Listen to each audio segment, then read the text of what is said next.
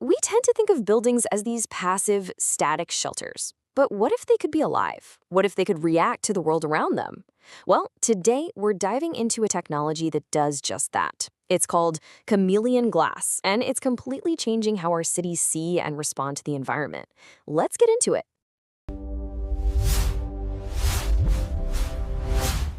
All right, so I want you to picture this. A skyscraper that doesn't just react to the weather, it actually predicts it. A building that knows the sun is about to hit it long before the first ray of light even appears. I know, it sounds like something straight out of a sci-fi movie, right? Well, believe it or not, this is happening right now. And that question, right there, is the heart of it all.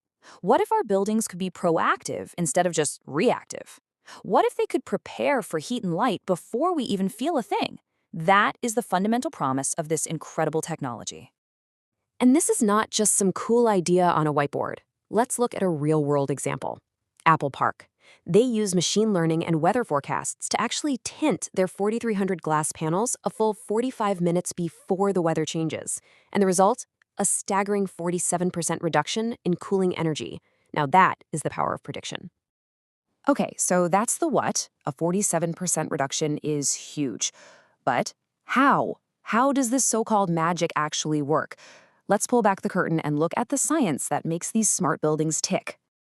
So, at its core, what we're talking about is chameleon glass, or smart glazing. It uses these special things called electrochromic materials. The easiest way to think about it is like a high-tech sandwich of different layers. When you apply just a tiny bit of electrical voltage, these materials react and change their properties. And just like that, the glass can go from tinted to clear all on demand. And the performance range here, it's just incredible. I mean, look at this. The glass can go from being almost perfectly clear, letting in about 78% of visible light, all the way down to a really deep tint that only lets 3% through. But it's not just about light. It can also block the sun's heat when it's hot or let it in during the winter. It's totally adaptable to any season, any climate. So let's walk through how this whole system connects. Okay, so step one, you've got sensors everywhere constantly collecting data on sunlight, temperature, even whether people are in the room. Step two, smart algorithms take all that data and predict what's about to happen. Then a tiny voltage gets applied to that special electrochromic layer, and boom, the glass transforms. And the final piece of the puzzle, it all plugs right into the building's main control system. You get a truly responsive, living environment. All right, but a big question I'm sure you're wondering is, how fast does it actually change? Well, the standard electrochromic glass is pretty quick. It takes about 38 seconds to transition. But if you need that near instantaneous change, say for privacy, there's liquid crystal technology that can do it in under 3 seconds. Of course, as you'd expect, that incredible speed comes with a higher price tag. It's that classic trade-off, isn't it? Speed versus budget. Okay. So the technology itself is clearly impressive. But what really matters is the real-world impact, right? So let's take a look at how this chameleon glass is actually performing out there in different climates all around the globe. Our first stop is Copenhagen. At a building called the Edge Technologies Building, the system automatically adjusts the windows to keep the daylight levels just perfect for the people working inside. And the payoff? A pretty amazing 31% reduction in their air conditioning load. This just goes to show how effective it is, even in a milder European climate. Okay, now let's jump halfway across the world to tropical Singapore.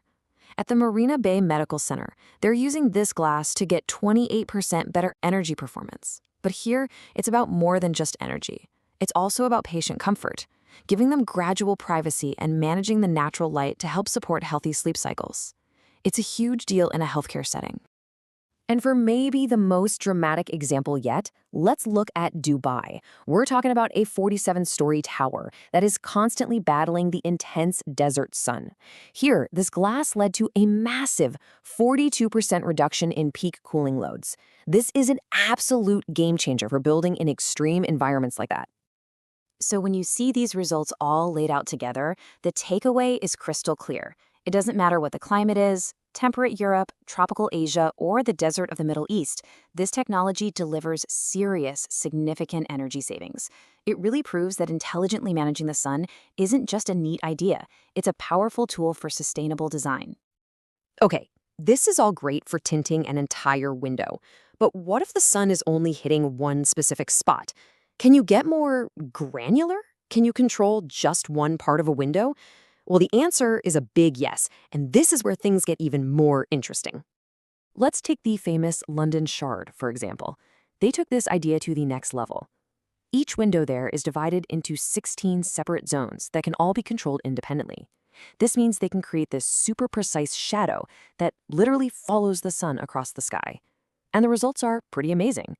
A 34% jump in how happy people are in the building and an additional 12% in energy savings on top of what a standard smart window could do. Of course, the elephant in the room is always cost. Is this stuff affordable? And this quote from a performance report on the Phoenix Federal Building really says it all. The system paid for itself completely in just 4.7 years from energy savings alone. I mean, that is a seriously compelling financial argument. Now, it's not a completely perfect, seamless solution just yet. Like any groundbreaking technology, there are some very real, practical hurdles to overcome before we start seeing Chameleon glass on every single building. For starters, the initial installation cost is definitely higher than traditional glass. And it's not a simple plug-and-play kind of thing.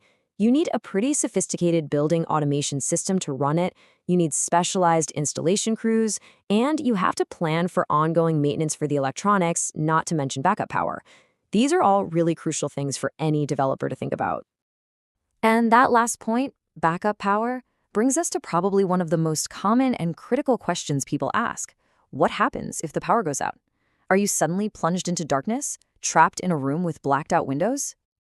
Well, the good news is engineers have already figured out some really elegant solutions for this. Most systems come with battery backups that can last for 48 to 72 hours. But even better, a lot of the newest glass is designed with what's called a power-free default state. That means if the power gets cut, the glass automatically goes back to being completely clear. It's a fantastic failsafe that ensures you always have natural light and can see out. So when you put it all together, where does this leave us? It's pretty clear that Chameleon glass isn't just some fancy, expensive window. No, it's a foundational piece of the puzzle for the next generation of architecture, for buildings that are truly intelligent and adaptive. Which leaves us with one last big question to chew on. As this technology becomes more common, are we just witnessing the end of blinds and curtains? Or are we actually at the very beginning of a new era, one where our buildings stop being passive objects and become dynamic partners that truly live and breathe right along with us? It's a pretty cool thought.